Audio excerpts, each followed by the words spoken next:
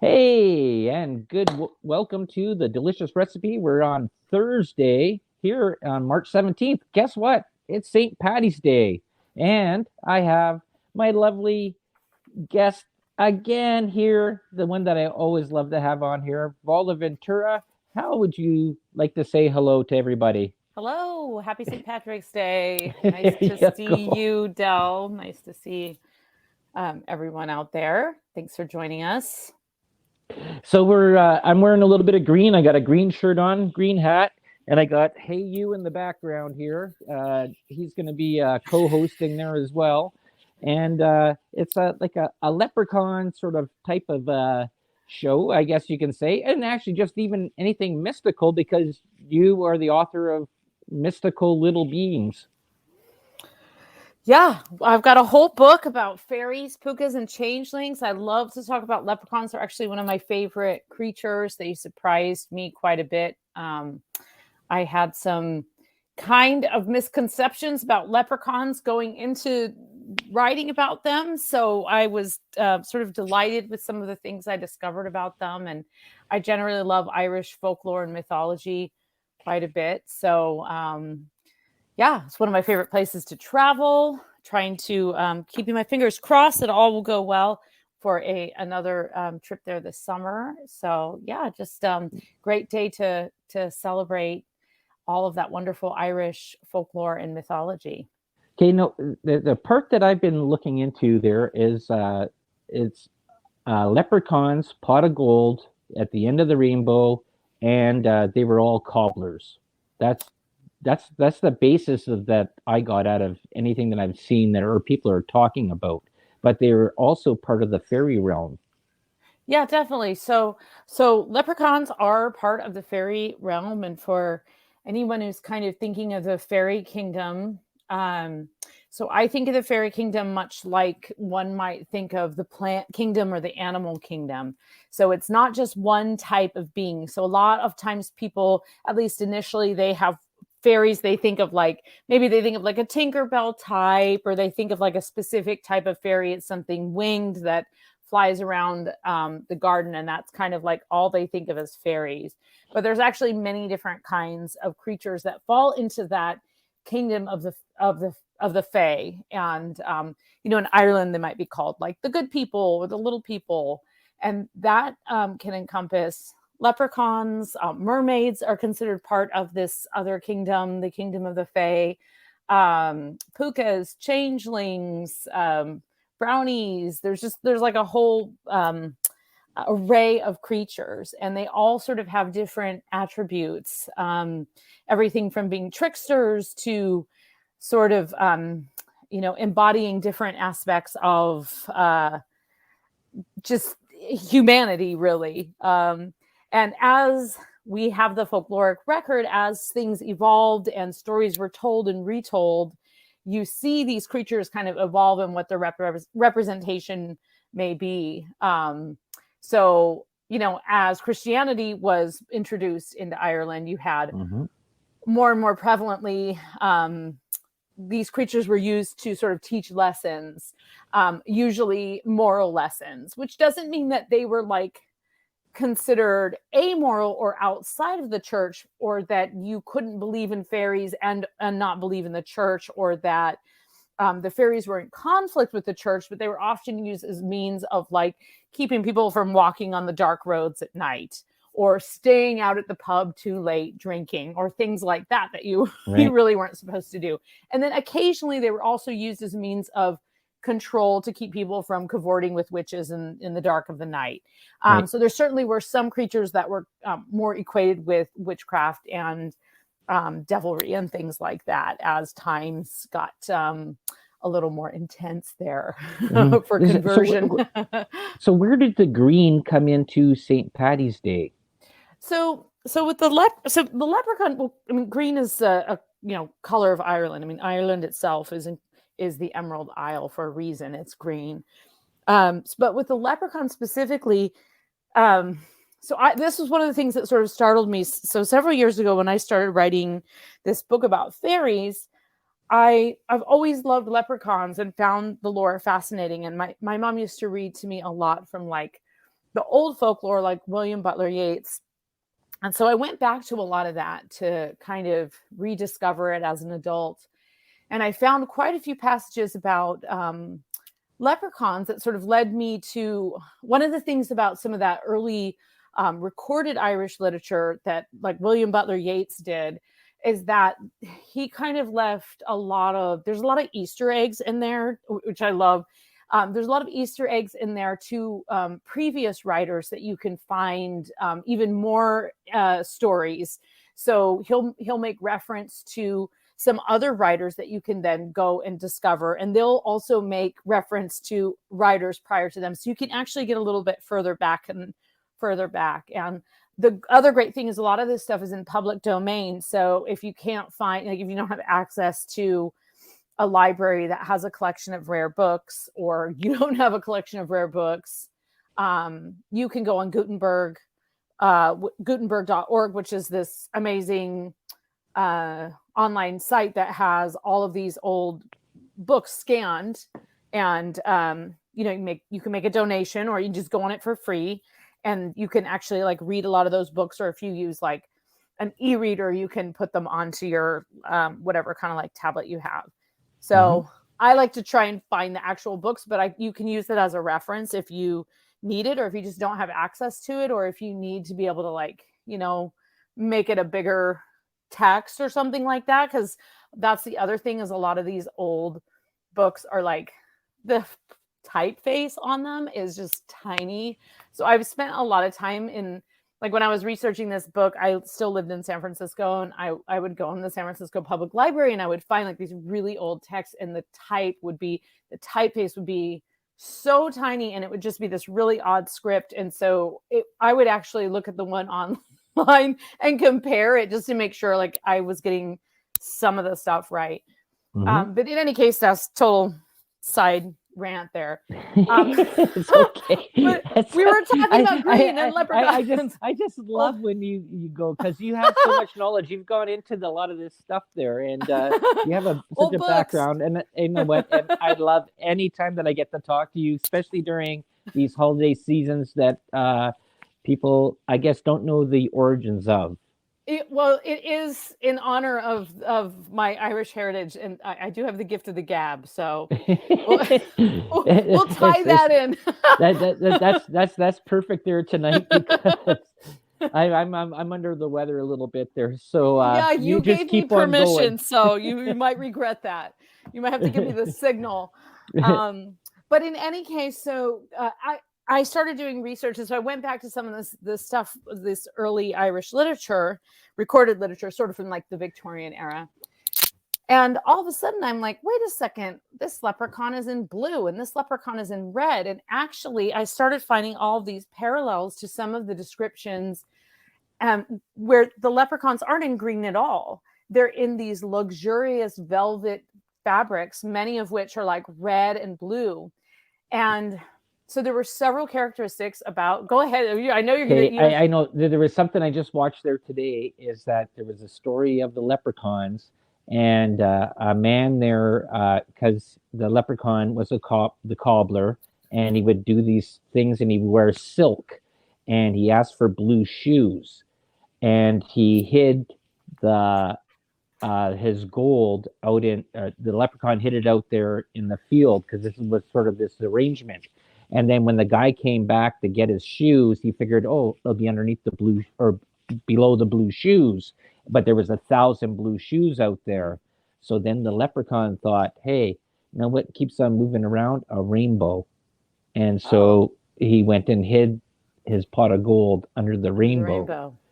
But that's just one theory out of it. I don't know if that's true or not, but that's just one of the different stories that I heard. But that was the whole part about these blue shoes and fine silks that leprechauns were these. The love. So, right. There's this like love of luxurious fabrics. So that was like one of the ways that you could ingratiate yourself if you were trying to like woo a leprechaun into giving up their hiding spot, was to like leave these offerings, which I've heard over and over and over again, to like leave offerings for fairies, and they will like show you the way, or they will give you things in return, or they will protect you, all these different kinds of things. And with leprechauns, you're trying to, find the gold. And so they love blues and reds in particular. And in fact, they're frequently depicted in red coats, which then made me start thinking of like the red caps and these like fairies that were known to be on like the edge of the border in between England and Scotland that were known to kind of appear on battlefields. And they wore these like red hats. And then you start just going down this whole kind of like red fairy rabbit hole and the connection. You're just like, there's this whole other kind of tangent that you can go on. But in any case, that quite surprised me because I had, of course, always equated leprechauns with like the green coat. And then, and I have a couple of like really funny leprechaun stories. But go ahead. But as far as the green and the association with the green and the way that we look at a leprechaun now, that really became the iconic leprechaun when there was a large population of Irish immigrants coming in particular to the United States around that time. That was kind of what the garb of the Irishmen was like, sort of that hat, the big belt, the waistcoat, that was kind of a stereotypical outfit and that accent. And then because green was associated with Ireland, that sort of started becoming associated with this leprechaun, which was the most known of the fairy creatures because of the gold legend. Okay. And so, there's another part that I think we talked about this the last time they were on there. And we talked about that show that Laura and I had watched, American Gods, and they had said that the reason that leprechauns were referred to as being midgets or little people was because they were actually tall, and the church wanted to go and demasculate them. I was just trying to like make everyone think that they weren't as powerful as they were. I could see that. I mean, the church often would flip things to make them, like holidays appearing on top of other, for example, even St. Patrick's Day falls around the time of Ulster, which is also kind of around the time of Easter, which is a fertility time, which is when things are, I mean, even where I live in Minnesota, I can see the green grass right now, it's like this is totally a time of fertility and abundance and renewal. And lucky for you, I still got about 6 feet of snow outside. I don't believe it. It's actually like false. It's like I've learned to like not hold on too dearly to the idea of spring this early, but yeah, like in California, it's certainly spring. But then going back to the gold, so the other thing is that like, and I made a point of kind of featuring these leprechaun stories in my book. They weren't end of the rainbow leprechaun stories. They were actually kind of another stash spot. So the pot also was kind of connected with something that you would like cook the pot of porridge. So that was another kind of like iconic thing that may or may not have come from a negative stereotype toward Irish immigrants. I mean, it's difficult to say exactly how that became full of gold. But there was the stash of gold in two of the stories that I have. There's actually a purse, and the purse is like a magic purse that has just like one or two pieces of gold, but it's always got gold. So it's kind of like a golden store. It could be any number of places. My personal belief is that the end of the rainbow, the end of the rainbow doesn't exist, in case anyone has ever tried to find it. Right. I remember being 7 years old and running across a field with my friend, discovering that, it's a refraction of light. It doesn't exist, right? You cannot get to the end of the rainbow. So it's actually an analogy for a certain level of greed in that way. Yep. So I don't know if that was something that was added in by the church, or it was just the wise Irishman who was saying, hey, you're never going to find it. Hard work is the only way to make the gold, know? Right. Or or you're basically looking in the wrong direction all the time when you're chasing that. You're better off leaving a nice bolt of silk in the forest floor. Right. The fool always chases after something they can never find. Yeah. Right. Right. That you go in that analogy, anyways. There's lots of analogies that are out Yeah, there about. yeah, yeah. So, so the story that I love so much, I think I probably told it before. I'm going to tell it again though, because it's St. Patrick's Day, and there's nothing like a good leprechaun story. Because I love this story so much, and interestingly, the later the stories get, like, I would say, like, some of the stories that I've read, especially from, like, I'd say 1915 to like 1930, they're really mean. Like, there's a lot of these, like, capture the fairies and like pummel them. And it's just like, prior to that, I don't see quite as many of those, but there's a little bit more like fear and like you don't want to get caught out. But there's a couple there where like they catch the leprechaun and they're basically just like, poking it and just doing all of these things to it. It was like, if I was the leprechaun, like I would, do everything in my power to ruin that person and make Right. sure. But the leprechauns are very, very clever. And they're also, one of their other characteristics, as you said, they're cobblers. So one of the ways to find them is actually to like be very quiet in the forest and listen for the tap, tap, tapping. And the another like characteristic that they have is they tend to be primarily male, and they also tend to kind of like be they're kind of thought of as like the grumpy bachelor in the woods. So they sort of like to be left alone, but they're kind and they have some generosity, but they don't like to be bothered a lot. And they have their little jobs and things that they do, but like they don't like to be harassed a lot. So is there any female leprechauns? I have not come across a female leprechaun story yet. I have found reference to speculation about one, but only in the description of them as primarily bachelors. And I think that wasn't something William Butler Yeats was speculating about based on and his stuff comes from interviews. So he wasn't just like retelling stories. He was going around the Irish countryside. That's like what his whole kind of scholarly works were about, is that he went around the entire island of Ireland and interviewed all the people who were getting older and whose stories were being lost, right, and who many people of his generation and the next generation didn't care anymore what was happening. And he was going around and he was recording all these stories. And so he's known for being this amazing poet, but he actually really saved the folklore of Ireland, and he really saved these voices, like from completely being, granted, he told them through, a somewhat, well-to-do, educated voice, but he was an Irish native and he understood what he was doing, and he did it to save that part of his culture. So awesome. He's revered for that in Ireland, but throughout the world, he's not as known for that. He's known for being this incredible poet and writer, but he really, that's something that he is completely responsible for. I won't say single-handedly, because there are many people who were doing it and supporting him, but again, he was the son of a reverend too. Well, that's like the whole thing about St. Patrick. He was a slave. He was taken away and he was put into prison for a while. He was a Christian, and then people didn't realize this. And then later on, he was revered afterwards, after he was long dead, for doing stuff. So isn't that always the way with the saints?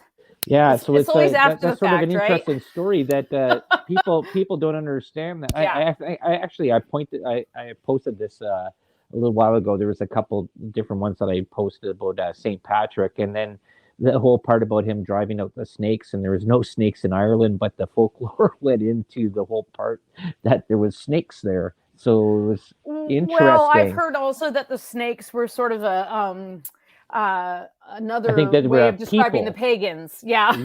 People. Let's just get that very last little bit of paganism out there. But that's not entirely true either, I think, because it's murky waters of yeah. Okay, I'm gonna ask you another question there. Okay, as we're going on with this, leprechauns, has there been any sort of similar type of leprechaun type identity anywhere else around the world? So one of the things that I found most interesting was probably like just the mix of, because there are all these different types of creatures that do the same things kind of, but they're called things that are very different. But then on the flip side of that, there's things that are called similar things but do very different things. And so cobblers and coblins and goblins, actually the word origins are quite similar. But a coblin kind of comes more from like the Welsh, which is a different type of sort of gay, I mean, it's a Gaelic language, but it's a different language. Right. So that kind of there, I found a lot of like similarities in that way. But there's definitely little creatures that guard gold. But I never found anything that was like in the forest making shoes, guarding gold. I mean, leprechauns are incredibly unique in that way, Right. and Yeah. so special because of that. And they just, they have the nice clothes. They're also kind of like sometimes depicted as being like a little bit. I've seen pictures of them, drawings of them where they look ratty. They're not ratty. They're like nice things. Yeah. Nice clothes. Yeah, they like nice things. They take care of things. They make nice things for others. Like fairies are well dressed. Like they have it. It's a magical kingdom. They don't just like beat around in like rags. That's just not how they roll.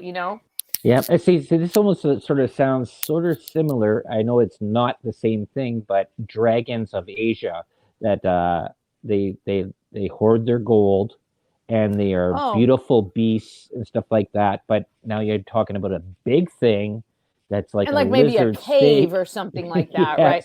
Yes. Yeah. Okay, so there's definitely some creatures, and like you can get a little bit more into the like the Tommy knockers and the like that type of thing that guard openings to the ground, and like large things that are kind of like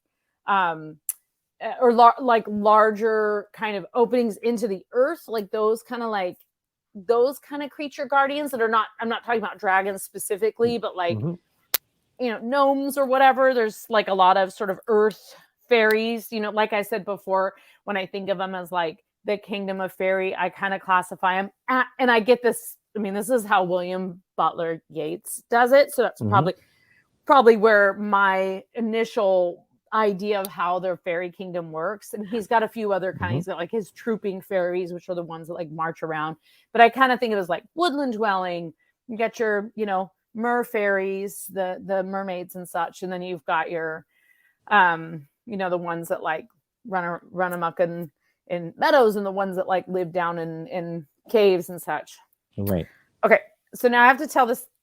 I got to tell this leprechaun story because it's really funny. Yes. Go ahead, because I was going to ask you a question about Snow White and the Seven Dwarves there. And so I've actually that's a good question, because were you going to ask about like do dwarves guard diamonds and stuff? Is that what you were going to ask? Yeah. I mean, like Disney did a lot of old folklore. He changed around the original stories a lot to make it more kid friendly, because the stories or are actually, did they? I mean, I don't know. they're actually nasty. Some of it's traumatizing. Ooh, like, I mean, I remember one of the girls there that I went to school with her. She did a whole thing on about the Disney folklore fairy tales, and she talked about the original stories, and it says like this is something you would never ever read to a kid.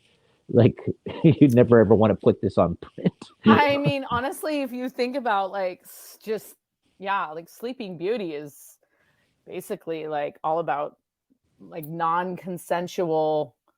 It like actually there's this podcast that is all about it's all about like it's actually Celtic tales retold, and it's this it's called Candlelit Tales. It's wonderful.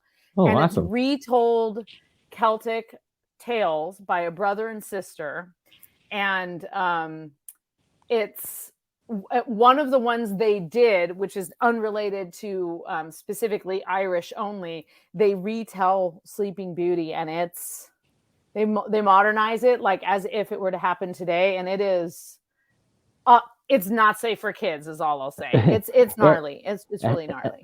Dave Petrella had a question there. Are there leprechauns in North America? I mean, there very well may be. I kind of feel like there's definitely a lot of lore came over with the old people that they came across the boat. Lore that came over. There's also a lot of there are a lot of little people in indigenous and first people belief. There's a lot about small people that live in the forest that require offerings that will allow you entry. Whether I don't know those stories specifically enough to compare them one by one to leprechauns, but there's certainly like a lot of crossover, and I think there's definitely like fairy-like creatures that dwell around in the area, certainly enough to, worth making offerings for. And also, again, like the fairy kingdom is this, like, I don't want to quite say it's like a parallel dimension, but it is a coexisting dimension. And like, if they can just like, whatever, like pass through a rock cave and go into their realm, which is coexisting with ours, and there's a whole other relationship with time and space, I don't know if it really matters what continent they're on. You know what I mean? Right. Like, I just think there's like certain places in the world where there the are door. Yeah, where there's greater portals. Yeah. So, there just might be specific types of creatures that like certain areas more. Well, that comes into an interesting question. I'm going to let you get back to your story there about the part it's you were talking going about. to be a teaser. It's just going to keep okay. people, they're going to. But the thing is that this goes in through a lot of Native American lore, because this is the part that I've been looking into for about 3 years about little people and Bigfoot and all these things. But it's Native Americans talk about these creatures that they actually dealt with these, and that went globally all around, and they talk about them going through portals or going through disappearing out of time and space. And then you had this whole thing with that David Plaitis missing 411, where all these people just sort of disappeared off the planet, and sort of and just went missing. And so these are all interesting questions, and I don't know. I literally like, I'll have to tell you, like my son, who is 11, the other night, he just, you expect your kids to kind of be like, oh, I don't know, I'm just upset I have to go back to school, or this is too much homework, this is bumming me out. The other night, my son just he breaks down and he just says, I don't understand time. And I just said, you know what? Me either. He's like, I don't get it. All this time goes by and it just feels so long. And then there's this other time, and you're just like, I just don't get time. And I was like, I mean, what do you say? And I was like, really? We're going to have an existential conversation at 9:15? Like, I don't even know where to go with this. I'm like, this is something I save for podcasts after you're in bed, buddy. But it's true. And I was like, wait till you get into parallel dimensions. Then you're going to like totally lose it, kid. Like, this is going to be too much. I just posted something about this before there. It says, it's unbelievable. I said, I go to sleep or take a nap right after I'm done work. I sleep for about 2 hours, and I live the whole day, and I wake up and I still got the whole day still to go. And I'm like, power nap. I'm still, I love those. I'm still on Monday. And like, and I was like, oh geez. And I just lived the whole day in my mind going to sleep. Or what about the fact that time in the morning is totally different than time in the evening, right? Like time when you have to get somewhere and you're, like you have an appointment, the 20 minutes leading up to that appointment is totally different than the 20 minutes after that appointment. Totally different 20 minutes. Yeah. It just is. It's the same 20 minutes in theory, but it's different 20 minutes. Yeah. Well, it's like, how do you explain that? Well, it's because the anticipation and it's a mindset. It's just the mindset. I think that's my own theory on it. You can totally decide on your own there, but I know It's that not. It's a tough convo. I'll tell you that really? I'll tell you when you hit that snooze button there, that 9 minutes when that thing goes off is the most beautiful 9 minutes you'll ever Oh have. my God, it's the greatest dreams of all time. Yes. That's the swimming with mermaids moments right there. Okay, so go into your story there that you were going to do there. Since I Okay. So make distracted sure we you have so time many for it. times here. Okay, let's make. I forgot it. No, I'm just kidding. Okay, so I think that I've got three three leprechaun stories in my book, and this is my favorite of all the three. So this one is the story about this man who works really, really hard. And oh wait, no, that's the other. Okay, so this is a story about. Okay, there's three, and this is my second favorite one. No, this is my favorite one. Okay, so this man he is walking through the forest, and he actually manages to he sees a leprechaun, and instead of trying to beat him or whatever, he just kind of he kind of comes up upon him, and he manages to kind of like trick him, and he just sort of captures the leprechaun, kind of catches him unawares. And the leprechaun says, "Oh, if you let me go, just let me go, and I will give you," he says, "nope, you have to show me your golden store." And actually, what's interesting about this and one of the other stories in there is he never says, "Show me your pot of gold." He says, "I want your golden store." And he says, no, well, you know what? If you let me go, just let me go, and I'll tell you what, I'll give you this purse. No, I don't know. I'll give you this purse, and this is a magic purse.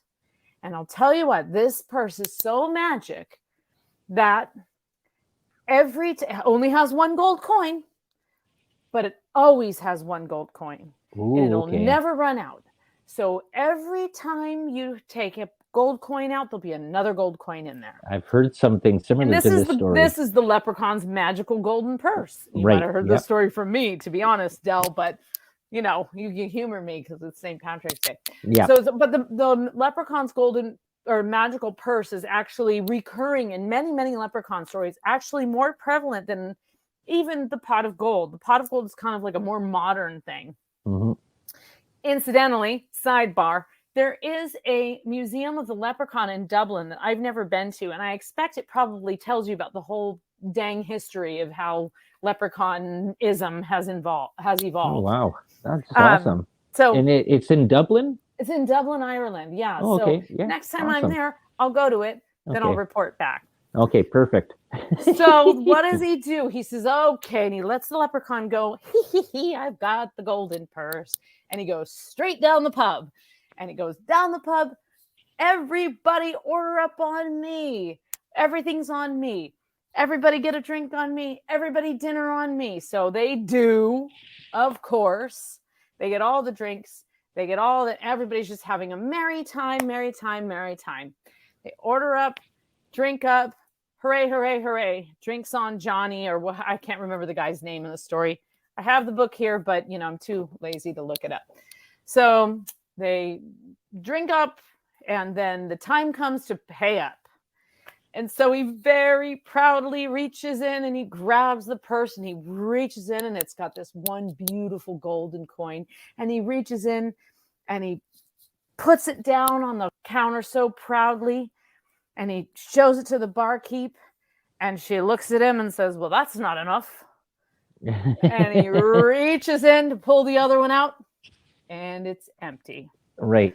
And the whole place just starts laughing and laughing and laughing at him because he completely got fooled over by the leprechaun. And he could have had the whole golden store, but he took the purse because he's a fool. And then he had to wash dishes. And then the whole town made fun of him for the rest of his life. And that's it. That's the story. And it's just this great story, Right.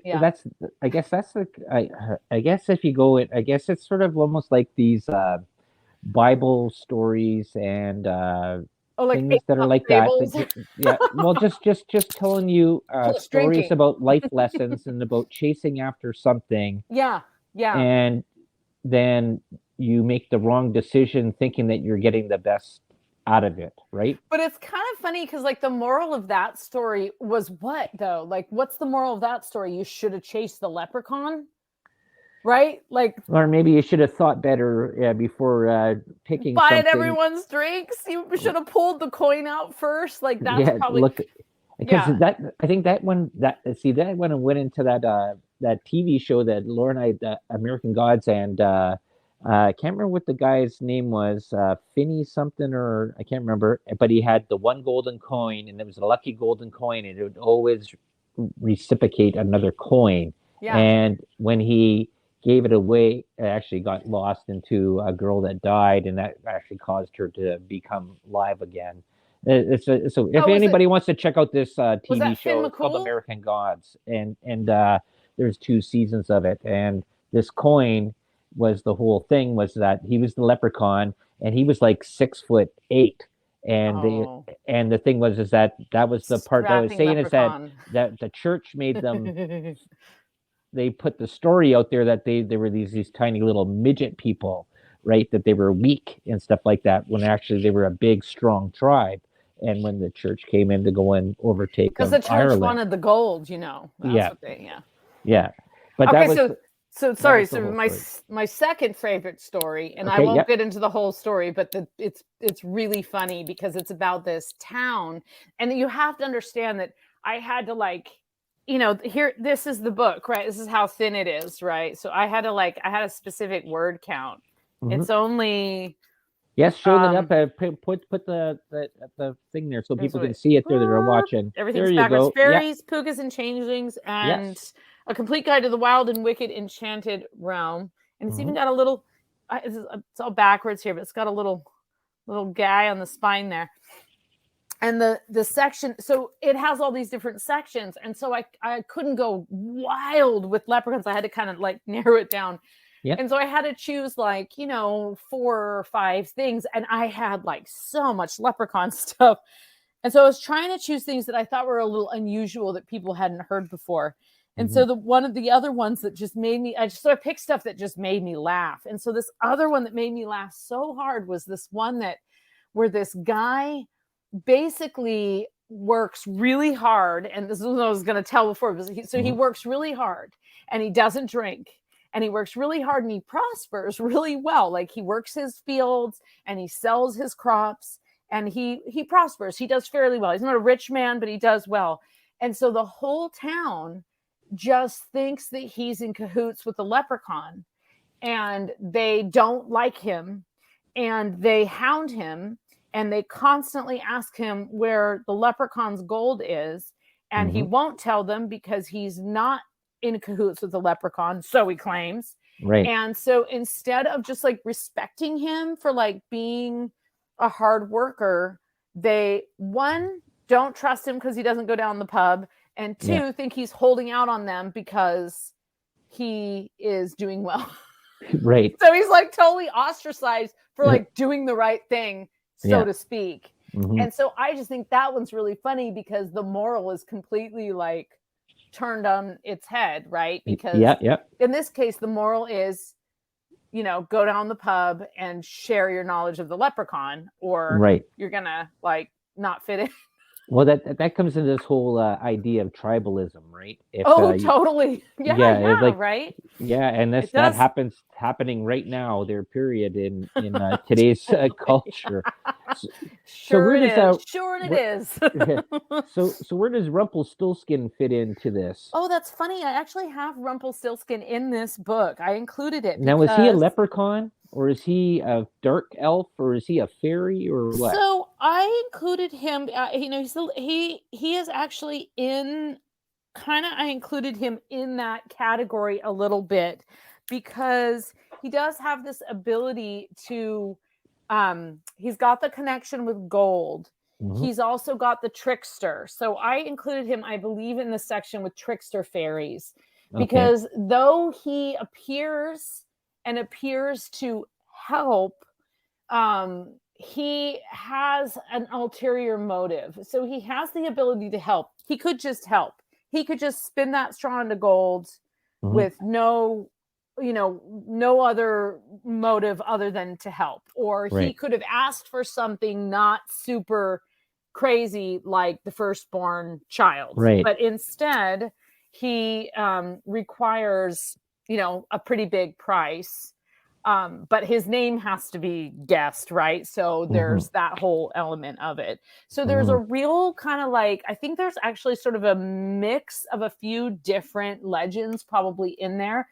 And if I remember right, doesn't he appear when she I think there's some blood involved. I think there's a little blood that invokes him, if I remember right, at least in one of the original tales. On the part, on the finger, the blood comes out there because she's tasked with the task of she's trying to spin this straw into gold, and it's just like this ridiculous thing.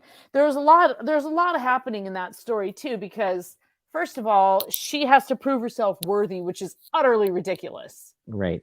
To get married, right? Just to get married to some dude that she doesn't even want to get married to. Right. So she's basically, and she's locked up in something with this ridiculous task, and basically just like, it's like her parents like say, oh, you got to marry this guy. I mean, she's just like, she has no say.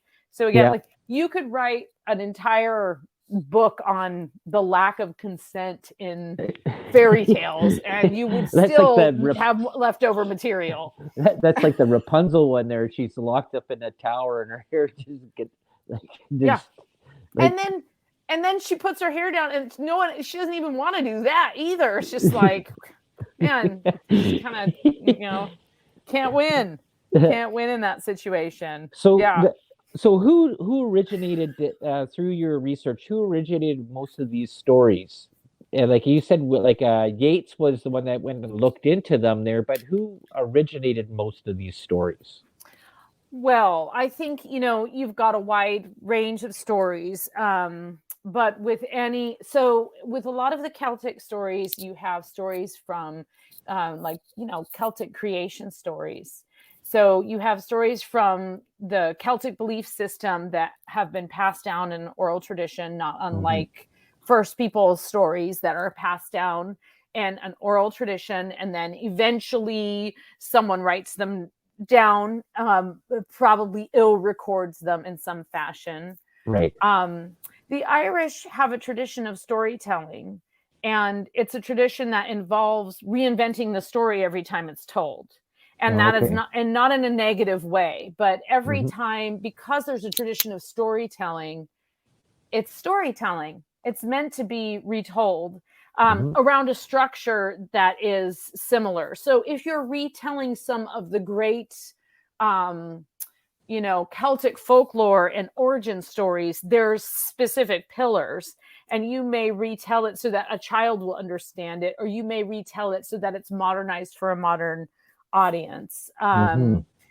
Or you can take a story that you've heard someone tell and sort of kind of change it around a little bit, add a little flavor to it. A little pinch of this and a little pinch of that. But many of the stories come, like, for example, Yeats's the original title for one of his collections of stories, and I don't know that he meant this in as snobby of a way as it comes across, but it was fairy and folk tales of the Irish peasantry. So these were the tales of the people who couldn't write. What was that? Okay, yep. Does he agree? Yeah, he agrees with you. Yeah. And it was not unlike the way the Grimm brothers were recording the fairy and folk tales of the people who couldn't write. But I want to say this, there's a caveat here. These are written stories. Okay, these are stories written by people who could write at the time. And the people who could write at the time and who could afford to travel around and write at the time were usually educated white men who often worked for the church. And so there was a very specific worldview. And that was not always that was not always a worldview that took into account what the world was really like, right? Right. So then you have built upon that more and more and more like bias, and so everything you read, you kind of have to take that with a grain of salt, and you have to just sort of understand. For example, I found this. I was telling you earlier, it's kind of serendipitously, I got this, I subscribed to this magazine called Archaeology Ireland. Yep. And Oh yeah, you showed me the picture. Show everybody the picture there. yeah, so this is really great. Now I have to say this is not my discovery. So I'll credit the people whose discovery it is, of course. But in come here, glasses. In Ireland, I just couldn't believe that on the day that I was going to be on your show, because if people don't know this, I also wrote a book about mermaids. Where is it? Yep. Okay, among the That mermaids. way. Yeah, there you go. Yeah, this is my copy, so it has red stuff on there. Doesn't all of them don't look like that.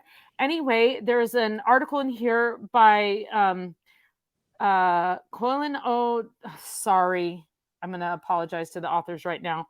Colin O'Driscoll and Jim Higgins, and it looks like Jim Higgins has actually done quite a bit of research on Irish mermaids, so going to be looking up all those books and articles. Anyway, a carved stone. Oh, this is so great. You're not even going to believe the name of the church. It's called St. Patrick's Church. Oh, hoo-hoo. Hey, I know. That even in comes Waterford. Comes into the whole part of the show. Full circle. Okay. So a Renaissance era mermaid carving was discovered in St. Patrick's Church in Waterford. And they just discovered it very recently. And I can show you the drawing here. But I just want to tell you a couple things about it. It's different than any other carving of any mermaid that they've found in Ireland. There's been about 10 found in various abbeys and churches and tombs throughout Ireland. This one is, let's see. So this one is depicted with holding bells. So all of the other ones in Ireland, they are depicted holding a comb and a mirror. And they think that represented in the church's vanity, like a sin against like vanity. Mm-hmm. This one is holding bells. So that's incredibly unique. Now, there are other ones around the world where mermaids are holding bells or instruments, but this is the only one they found in Ireland so far. So how would a bell work underwater? Mermaids are magical creatures. So let's see. Okay. Yeah. No, I just find it interesting there. Don't question the magical creatures. Okay. Come on, you saw the Little Mermaid. They got a whole band under there. That's right. Just the way a coconut. Okay. That's like them finding coconut fibers on up at what's that the Oak Island, like in Coconut Tree. Oh my God! Tree. Don't you love that show? It's like they're gonna find something. But you're also kind of like, are they gonna find something? How many more seasons? No, they'll never find anything. They found everything. Okay, so wait. It depicts about, so let me just read to you and then I'll show you the picture. Okay. So it depicts about 2/3 of a hybrid fish bird mermaid. Her wings spread behind her head in what may be an elaborate headdress attached to the upper part of a frame. The hair, face, and breasts of the mermaid are quite crudely incised, and the top of the scaled tail is just visible toward the base of the body. The bulbous tail terminals on either side of the body indicate that the mermaid originally had a bifurcated tail, which means a split tail. Mm-hmm. So that is another thing that's very unusual. Most of the mermaids in Ireland have the single tail. So the bifurcated tail is something that is depicted in mermaids in other places, like in Rome and France and places like that, but not in Ireland. So in any case, let me start showing you some of the pictures. So here's the carving, which you're not going to be able to see much of because go that way. Yep, right there. Okay, so that's very hard to see. But then let me show you the drawing, and there's a more detailed drawing too. So that's just the top. Yep. Sorry, that's not great. But let me show you the one that and for beautiful illustrator did. For anybody out there just listening on audio, you can check us out on YouTube and you can see all these pictures. And also you can subscribe to Archaeology Ireland, and the issue is volume 36, number 1, spring 2022. And I subscribed to it, and it's not super expensive. And they sent me you only get 4 a year. It's not really, really costly, and they're quite quick in sending it to you. You can just Google Archaeology Ireland, and you'll you'll be able to get it. And it's wonderful. It's totally a scientific magazine, but it's just incredible what you get in there. So then let me just show you. I'm going to do one more little picture here that this woman did a beautiful drawing of, so you can see the mermaid right there. What they Okay. I'm sorry about the. Let me just get the backwards thing better. That's not it. That's not it. That's not it. Other way. Other way. Come on, Varla. Come on. Other way. Okay. There. Yep. There we go. So you can see the bifurcated tail, Yep. which is going both ways. Mm-hmm. Sorry. There we go. Awesome. So that's pretty remarkable. They just discovered that they were like doing a remodel, and they found this slate, and someone said, wait a minute, there's something on there. And they started kind of like lightly cleaning it. And lo and behold, We got somebody that was a drawer back then, or an artist that spent time to draw a picture of something that they might have saw, or something that came out of their imagination, right? Because you have to sort of play it both ways there, right?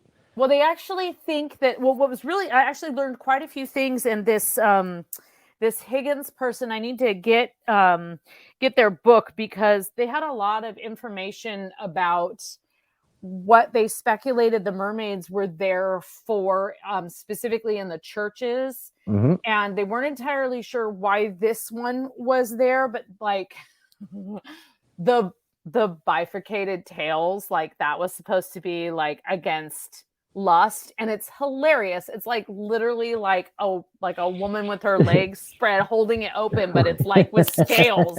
It's just like, you guys are so obvious what you're doing. Like, nice try. Just cover it up with some scales. No one will know. Okay, well, Varla, we got less than 1 minute. We got less than 1 minute. Oh, you don't want to leave it on that note?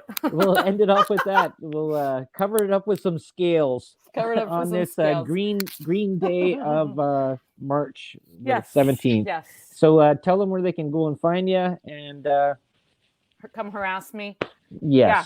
Yes, varlaventura.net is my website, and that's where I'll be. I appear here occasionally. I'm on Dave's show once a month. And yeah, that's about it. Just kind of hanging out.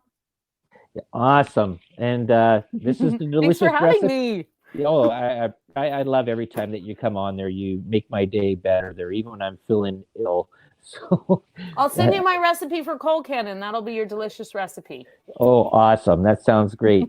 And this is Delicious Recipe. We're here on UPRN, and we'll see you all next Thursday.